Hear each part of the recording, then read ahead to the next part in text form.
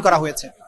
5টি অভিযোগ তাদের বিরুদ্ধে আনা হয়েছে এবং 5টি অভিযোগের ভিত্তিতে এই অপরাধকে আমলে গ্রহণ করা হয়েছে। তাদের বিরুদ্ধে নতুন করে গ্রেপ্তারি পরোয়ানা জারি করা হয়েছে। আপনি তাজুলকে দিয়া বিচার করে ফাঁসি দিয়ে দিবেন শেখ হাসিনাকে, আর শেখ হাসিনার সঙ্গে সঙ্গে দিল্লিতে ফাঁসি ঝুলে যাবে। হ্যাঁ, এখন শেখ হাসিনা কিচ্ছুই করতে পারবেন না, তার কিচ্ছুই করতে পারবেন না। সরি, আমি কথাটা আমার মুখ দিয়ে শোনাচ্ছেন, কিচ্ছু হবে না। দালাই লামা এখনো ভারতে আছে না? চীন সরকার তো তার অনেক বিচার করছে। ওই দালাই লামাকে কি ভারতে দিতে পারছে চীন? চীন দালাই লামাকে নিয়ে আসতে পারেন নাই। আর আপনি তাজুলকে দিয়া বিচার করে ফাঁসি দিয়ে দিবেন শেখ হাসিনাকে, আর শেখ হাসিনার সঙ্গে সঙ্গে দিল্লিতে ফাঁসি ঝুলে যাবে। হ্যাঁ, কি আরামের কথা। দিল্লিতে ঝুলবে কেন? এখানে আনা হবে ওনাকে।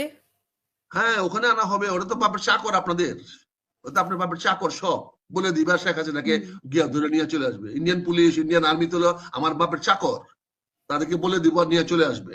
ডক্টর ইউনূস সাহেবের তো অনুগত তারা। আচ্ছা, আমার দুইটা প্রশ্ন এটার মধ্যে এটা আছে, সেটা হচ্ছে যে সারা দেশে আওয়ামী লীগ নেতাকর্মীদের আসামি হিসাবে আদালতে হাজির করা হলে তাদের উপর ডিম মলমূত্র নিক্ষেপ, অনেক ক্ষেত্রে আইনজীবীদের কে দাঁড়াতে না দেওয়া, এইটা আপনি দীর্ঘদিন মানে এইটা আপনি ফেস করেছেন, কারণ আমরা আপনাদের সাথে কথা বলেছি, এইটা আপনি আসলে কিভাবে দেখেন?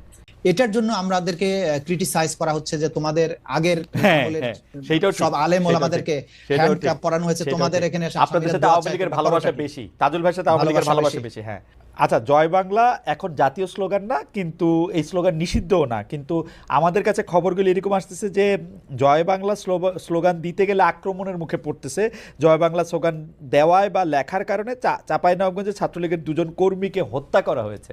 মানে সিরিয়াসলি এরকম ঘটনা ঘটতেছে আসলে তাজুল ভাই? আমার জানা নেই, তবে জয় বাংলা স্লোগানকে যেভাবে অপব্যবহার করা হয়েছে, প্রত্যেকটা অপকর্মের সাথে, হত্যাকাণ্ড, দুর্নীতি করতে গিয়ে জয় বাংলা স্লোগান দিয়েছে, মানুষ মারতে গিয়ে জয় বাংলা স্লোগান দিয়েছে, ব্যালট বাক্স ছিনতাই করতে গিয়ে জয় বাংলা স্লোগান দিয়েছে। এইভাবে যখন একটা অপরাধের স্লোগান হয়েছে, যখন সে ধরা পড়তে গেছে তখন সে জয় বাংলা বলে ফেলেছে। কারণ হচ্ছে যে কারণ এই জয় বাংলা বলতে গেলে তো আর আওয়ামী লীগের সার্টিফিকেট লাগে না, এটা তো আমিও বলতে পারি, আপনিও বলতে পারেন, তাই না?